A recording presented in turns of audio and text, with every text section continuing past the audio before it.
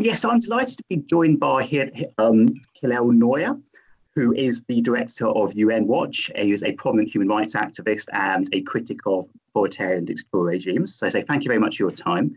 Now, the first thing I wanted to start with is obviously the UN Human Rights Council has some pretty dodgy members. So countries like Venezuela, Bahrain, Qatar have seats I think China and Cuba used to. Why do you think, as an organisation, it's so far away from its own founding values? Well, the United Nations indeed created 75 years ago in the aftermath of World War II, was founded with great idealism. It was meant to put an end to the scourge of war.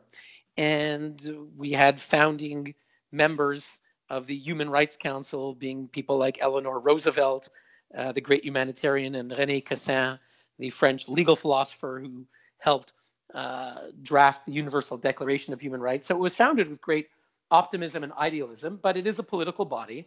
And over time, many dictatorships realized that the best way for them to secure their interests was to make sure that they would have a seat at the table. And they pushed very hard. Countries like China, Cuba, Saudi Arabia have been almost every year on the Human Rights Council, except when they need to leave for a year because of term limits. As you mentioned, Venezuela sits there, Pakistan, Libya, and so forth. And they're there for a reason. They're there because they realize that the United Nations does have significance. They do seek a false badge of international legitimacy. Precisely those countries, the paradox here, the paradox is that the more that the United Nations is seen as influential in terms of the messages that it could convey to the world, if you're a member of one of its human rights committees, the more that those are seen as significant, the more that the worst dictatorships, those who are unelected and therefore well understand, regimes that well understand that they lack legitimacy, and dictators that have to go to bed every night knowing that they rule over a population that knows that the regime is unelected, they are the ones who more than anyone else want to have that badge of legitimacy by being on a UN human rights body. And so they go into political deals. They make trades, whether it's using political assets, financial assets, all kinds of shady deals, backroom deals, in order to secure their spot at the table. And that's why the irony is that when there's elections for the Human Rights Council, the worst dictatorships are the ones who are most aggressively pushing to obtain a seat, and regrettably, all too often, they succeed. Yeah. I mean, considering the fact it's got so many dictatorships as part of it, why do you think the UN Human Rights Council is still taken seriously by a section of kind of the liberal left opinion? Well, there is a certain kind of I would say a lie. There is a lie that our international elites need in order to sustain themselves, and we have to understand the dynamic. There is, I'd say there's sort of at least two sectors in society that profit and benefit from the image of the United Nations being clean and reputable and credible, and who don't want you to know who stands behind the decisions, who sit as members of the bodies. And that is, number one, diplomats who are part of the UN system and who have positions. If you could be a European diplomat and you could be the chair of the current, right now it's Austria's chair of the Human Rights Council, and you could be Mexico being the chair, the founding chair of the reformed Human Rights Council, because it was reformed in 2006, supposedly reformed, was a Mexican ambassador, and he was the founding president of the Human Rights Council. It was a very prestigious title for his CV. And when I would appear before him and testify and say, well, why is it that the council hasn't adopted a single resolution on China, Cuba, Saudi Arabia, and all they did in their first year was month after month was condemn Israel, he didn't want to hear it. That ruined his narrative. He had a narrative in international media of being described as the founding president of the Human Rights Council. And when the truth was exposed, that was bad for his career, bad for his population at home, who would see, our ambassador of Mexico is sitting as the chair of this body. But if there's a headline that appears back home or in the international media that, in fact, this body has failed to do its minimal duty to speak out for human rights victims and suffering in the worst abuses, and that dictatorships dominate on these bodies, that just makes his position look bad. So number one is the diplomats. They don't want their populations to know the truth. And then you mentioned the left, I would say the far left in a given society, let's say in Britain or in other European countries or in Canada or in the United States. Their agenda typically fails at the ballot box.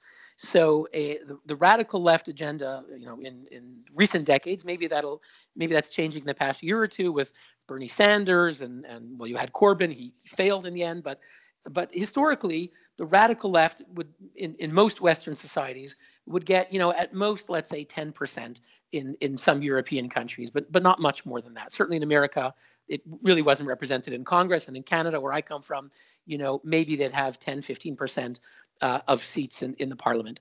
So they were unable to get the people in their population in their countries to vote and support their views. But suddenly, they could do an alliance, a very toxic alliance. You might call it the Red-Green Alliance, where the radical left in Western countries share something with the worst dictatorships. What do they share? They're both against the West. So if you are a radical left activist in Britain or in Europe, you are anti-capitalist, anti-imperialist, anti-Western, and you believe that the worst enemy in society today is capitalism in our Western countries who are exploiting the rest, who are destroying our environment, and that's your main enemy, and that's who you're fighting against at home. And so you go to the UN, and you'll find that China, Cuba, Venezuela, Pakistan, they're all too happy to appoint your favorite radical left activist as a UN special rapporteur on the right to food. For example, in the year 2000, the Human Rights Council appointed someone named Jean Ziegler, a Swiss radical anti-Western professor, a socialist politician from Switzerland, to be the UN expert on the right to food, on hunger. And he is someone who, in his past, created the Muammar Gaddafi Prize for Human Rights. Okay, I have to say that again, the Muammar Gaddafi Human Rights Prize. Jean Ziegler announced it to the world in 1989. It's a prize that's been given to Louis Farrakhan, head of the anti-Semitic group, the Nation of Islam. It's been given to the dictator of Cuba, Fidel Castro, won the prize. Hugo Chavez, the strongman of Venezuela, won the Gaddafi Prize. In the year 2002, the Gaddafi Prize went to convicted French Holocaust denier Roger Garaudy in the same year that it went to Jean Ziegler himself. Okay, there's a prize given out, used to be given out by the Gaddafi regime in Tripoli, Libya. But Jean Ziegler is a guy who, is best friend of the worst dictators, Gaddafi, Castro, you name it, and yet Amnesty International would invite him to their panels, and he was regularly appearing as a hero, and his books being sold among the radical left. So you have this toxic alliance between the radical left's supposed human rights activists in our democracies joining together with the worst dictatorships at the UN, because where they both share is a focus on an agenda that is anti-Western. Yeah, I mean, obviously the United States withdrew from the UN Human Rights Council in 2018. I mean, do you think that was the right decision to make? Well, we actually thought that in our experience, that these bodies are not going away, right? The United Nations is there to stay, whether you like it or not. And frankly, the Human Rights Council as well is there to stay. And the US had pulled out from 2006 to 2009 when they supposedly reformed the council, and it didn't go away. In fact, it only got worse.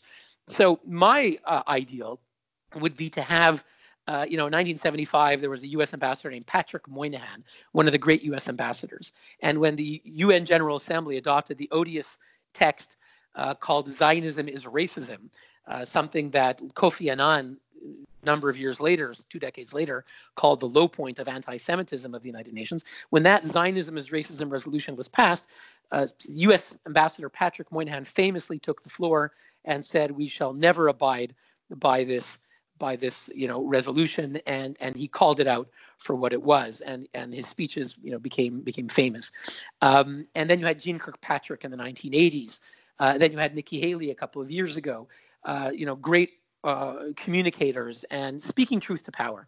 And frankly, I've been here at the Human Rights Council here in Geneva for more than a decade and a half. I speak, and my videos have been seen millions of times, but I'm not a nation state.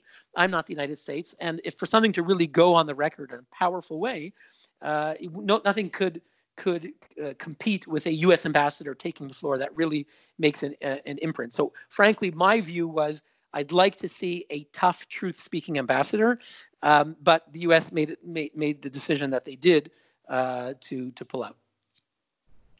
I mean, why do you think? I mean, if as you say, there's been some kind of alliance between the far left and various dictatorial regimes around the world on a kind of an anti-Western, anti-liberal democratic basis, why do you think it is that the soft left and kind of much of the media establishment still take these organisations seriously, and still take these people put in position by the very authoritarian regimes in alliance with the far left seriously? Why haven't they been called out on it more? Look, that's a good question. I think often, certainly, there are political battles internally in the United States. The Republicans are, harshly critical of the UN, so the Democrats go into a defensive posture and tend to defend it, and so we're missing the center. And I'm not sure the answer why the more mainstream, more centrist parts of the left have not been speaking out on the UN's failure to live up to its principles, and worse, I would say, the perversion of the founding principles of the United Nations, even often in Orwellian distortions of what the UN was meant to be about. I'm not sure exactly why the mainstream if there is a mainstream anymore in America, it's hard to find the mainstream today. Yeah. But certainly our work is working with the mainstream. We organize an annual human rights summit. It's kind of a shadow human rights summit where we bring the champions of human rights from the dictatorships. Those dictatorships that get elected to the council, we bring their victims from Mauritania, which has slavery. Yeah. We brought their victims from Venezuela. And we often invite members of parliament, and we're typically inviting people who are from the center left, who are in the human rights discourse. The conservatives tend to not be as engaged in the human rights discourse, for them to speak out against United Nations abuse. But it's true that people on the left tend to have certain venerated institutions, and perhaps we don't have as many courageous voices who are willing to take on those venerated institutions. Maybe it's not politically expedient for them. I don't know the answer. Yeah. Now, obviously, if there's one country that is particularly targeted or focused by the UN in terms of resolutions, it's Israel. And why do you think there's such a focus on Israel, kind of disproportionate to what actually seems to be happening in the world? Well, look, Kofi Annan, who was Secretary General in the late 90s and up until about 2006, he said that the UN obsession with Israel, I'm paraphrasing, but its disproportionate focus hasn't helped Palestinians. And Ban Ki-moon has said that as well, and Guterres has made similar statements. So why does it happen? Why is it that in a given year at the United Nations General Assembly, there'll be one resolution on Iran, one on North Korea, one on Syria, and 20 on Israel? Now, one can be critical of Israel for all kinds of things, but the notion that there'd be one resolution on North Korea, one on Iran, one on Syria, and 20 on Israel is absolutely absurd. And that happens every year. And the European Union, including the UK up until this year, was voting for 3/4 of those resolutions. So the UK would support, in a typical year, out of 20, they would support 15, maybe another year it was 14, but typically 3/4 of the resolutions supported by the UK. And many of the resolutions are repetitive. There's 2 resolutions on the Golan Heights, okay, which there's no resolution on the Kurds, and there's no resolution, on the Catalan, or pick your territorial dispute. But there's 2 on the Golan Heights where they call on Israel to surrender land to the Syrian dictator, who would only use that control to carry out the killings that he's been doing in the rest of the country. So that's rather absurd. Now, why is it happening? Why do you have this obsession with Israel? We've identified a number of reasons. One is, look, the Arab and Islamic states with the Palestinians, they introduce these resolutions. That's been their narrative. The Arab states have been fighting a war with Israel going back more than 100 years. It formally began when they invaded nascent Israel in 1948, but the war between the Arabs and the Jews in that part of the world goes back well over 100 years. And when they failed to defeat Israel on the military battlefield, they discovered the UN by the 1960s had become a majority of non-democracies. The Soviet Union was very much looking to ally with the Arab states to demonize Western countries, and Israel was kind of a proxy for going after the US. And so these resolutions began in the late 1960s. And of course, with the 1973 oil embargo by Arab states against Western countries, the European countries began to change their voting against Israel. So the reason that countries go along with the Arab-sponsored resolutions are a few reasons. One, vote trading. The UN works by vote trading. You vote for me, I vote for you. There are 56 Islamic states. There's one Jewish state. So if your country wants things and everyone wants stuff at the UN, everyone has some issue that they're trying to pursue, whether it's some kind of financial or political benefit, then you need votes. So you want those 56 votes. So number one, it's 56-1 in terms of votes, Islamic countries versus Israel. Number two, investment funds. Countries like Qatar have billions of dollars of sovereign wealth funds. If you vote for the resolutions they like, you can get rewarded appropriately, your economies. If you don't, you will suffer. Number three, there is an oil weapon, still a significant weapon. It historically, as I said, began in 1973. If you dared to vote for Israel, you were threatened to have your oil being cut off. That happened with the Netherlands in 1973. African countries were told they had to break relations with Israel. They did. Most of those have restored those relations in recent years. But so the oil weapon, again, by the Arab countries, quite a significant element. And finally, I would mention is the fear of terrorism. If your country decides to be one of the few that is not going along with the anti-Israel lynching at the UN, countries fear that they could be singled out as targets for terrorism, whether it's Al-Qaeda or ISIS or Hamas or Hezbollah or any other number of radical terrorist groups that hate Israel. And I would say one other element is that the fact that Israel is the only Jewish state in the world, and that when the World Health Organization has its annual meeting, and the only country that's condemned is Israel for allegedly violating Palestinian rights. And when the Women's Rights Commission meets once a year, and the only country that's condemned is Israel, the Jewish state. And when the Human Rights Council meets here in Geneva, and the country that gets attacked more than any other is the Jewish state. Clearly, the notion of scapegoating the Jews is a factor somewhere there. So I'm not saying it's the primary factor, but given the history that the Jews have been scapegoated for 2,000 years, the fact that the international community finds itself in all these international fora in an obsessive and extreme way saying, the Jews are at fault, that's an element too. I mean, that's very interesting, explaining kind of why, the European and American elite, or certainly the European elites, take that attitude. But one thing I found quite interesting, certainly in Britain, I suspect other countries, the kind of grassroots hard left take a very similar position. So, I mean, for example, if there's some kind of incident in Gaza, you'll have, thousands of people protesting in London, whereas Assad can kill 100,000 and it barely registers on the scale. And why do you think it is that for a section of the Western hard left in particular, Israel is such a bogeyman, is seen as kind of the one country that they really focus on?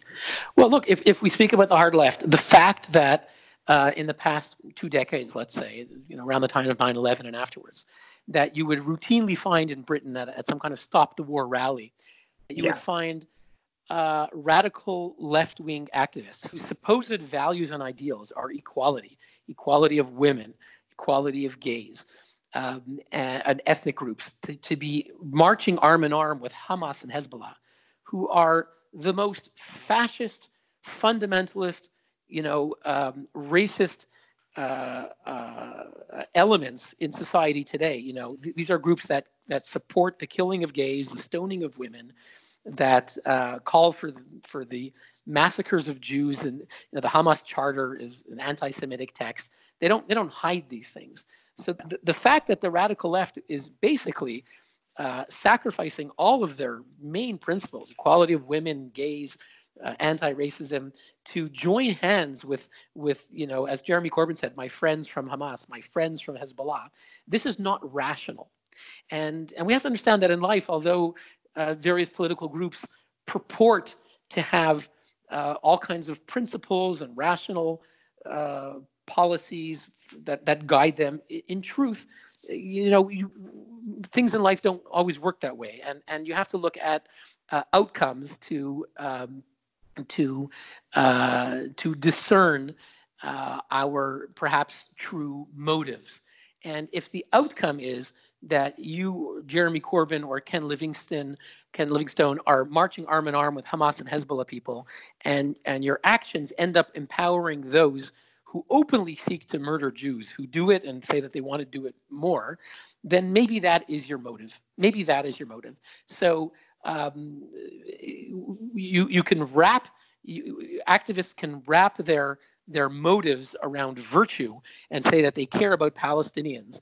But it seems that when Palestinians are killed, thousands of them, by the Assad regime, there's never been a single march for those. There's never been a single resolution for those. So maybe they don't really care for Palestinians. But if they only care when they can blame the Jews, then we do have to ask the question whether there's an obsession with Jews by some of these radical left activists. And we see in the statements, the actions of Jeremy Corbyn. We saw with Red Ken, the things that he said, comparing Zionists to Nazis.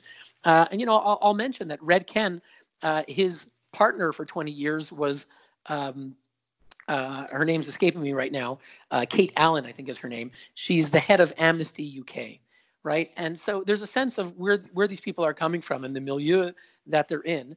And, left-wing anti-Semitism has sadly a long history. There's anti-Semitism on the right. There's anti-Semitism on both sides, absolutely. It's just more shocking historically to come from the left, which operates under the supposed banner of anti-racism. But Karl Marx, in his writings, has virulent anti-Semitic texts. There has been a strain throughout left-wing ideology. Again, it exists on the right as well, but on left-wing ideology, there's been a strain of anti-Semitism. Stalin, who ruled Soviet Union for decades, was a virulent anti-Semite. At the time that he died, he was planning a massive campaign against Jews, and so there is that strain there. And sadly, in the past few years in Britain, it certainly came out, and I'm glad that Jeremy Corbyn did not succeed, because that was a very dangerous element. Yeah, I mean, you've strongly alluded to this already, but clearly there are lots of violations of Palestinian human rights happening in, for example, the Gaza Strip, where obviously run by Hamas as a dictatorship, or the West Bank, or in the refugee camps in Lebanon, or in the refugee camps in Syria, some of which have been attacked by Assad's forces. And certainly groups like Stop the War Coalition and the Palestine Solidarity Campaign in the UK just completely ignore that kind of thing. I mean, is that the EU evidence really this is about hatred of Israel, not love of Palestinians? Yes, I think, again, I used to be an attorney in the United States, and I worked on cases of racism and discrimination. And you look at a pattern and practice. I defended African Americans who suffered discrimination at the U.S. Air Force, among others. And you look at a pattern and practice. And if you see that a group that claims to care about Palestinians, but only speaks out when they can somehow have the premise or the pretense of being able to blame Israel, but never speak out for Palestinians, thousands who've been killed by Syria, hundreds of thousands of Palestinians in Lebanon who are denied the right to choose to work and have to live in refugee camps in Lebanon. They're people who've lived there for 70 years and they don't have Lebanese citizenship, and they're really discriminated against. And they never speak out for those Palestinians. You mentioned Palestinians in Gaza, gays who suffer the worst forms of oppression, journalists whose cameras are broken and get beaten up. We saw, courageous people who tried to protest in Gaza against Hamas about 6 months ago, about a year ago. They were crushed immediately. No one from these groups have ever spoken for them. I'm here at the United Nations. I see dozens of groups that claim to care about Palestinians. They don't say a word about them. Sometimes they'll throw in a line, but it's really marginal. And they don't seem to really care about Palestinians. Again, they only seem to care because they're able to blame Israel. Yeah. I mean, I don't want to get too bogged down in this, but turning specifically to the UK, obviously back in December, we could have ended up with a prime minister who praised, called members of Hamas and Hezbollah his friends, who called members of Hamas his brothers. How damaging do you think that would have been for the kind of, the liberal democratic worldview had Jeremy Corbyn become the British prime minister? I think it would be devastating. Britain is an enormously important country. The British Empire controlled a quarter of the world's landmass. When I was traveling in New Zealand, a very distant part of the world from where we live here in Europe, and to see, British parliamentary democracy, existing in a place far away, on the globe, it drives home the impact that a country like Britain has had worldwide. And I come from Canada, so the ideas of parliamentary democracy, the very ideas of constitutionalism, these are enormously important ideas. Britain is one of the great leaders of the free world as we know it today. If not for Winston Churchill and Britain, we'd probably all be speaking German today. And the notion that such a vital beacon of democracy could be headed by an enemy of liberal democracy like Jeremy Corbyn, who, and I say that because he's someone who has, praised dictatorship, sided with the enemies of Western democracy, that was really difficult to imagine. And look, we have a problem in America too today with Donald Trump, who has also been praising. He's not coming from the left, but he also praises Putin, and that is a problem too, that we don't have someone with a clear embrace of liberal democracy leading the United States as well. So these things can come from the left. They can also be on the conservative side as well. Yeah. I mean, just one final question. So obviously during the UK election campaign, one of the big issues became anti-Semitism. With, I think before the election, there were polls, something like, it was like 40% that seriously considered leaving the UK if Jeremy Corbyn, and I think 80% plus thought he was an anti-Semite. I mean, what kind of impact do you think this had on global Jewish opinion? How kind of worried were people, what were Jews right around the world about what was happening in Britain? What did Jews? I missed a bit of your question. Your question was about Jews in Britain who thought Corbyn was anti-Semite and who thought they would move if he were elected. Yeah. So, what was how much did it kind of affect the global Jewish community to see what was happening in the UK and the anti-Semitism issue in Labour? Yeah. I think people were very frightened. We're very frightened that such an important country could be headed by someone with such despicable views. I think Jews were very frightened. Well, it's been a real pleasure, and thank you very much for your time.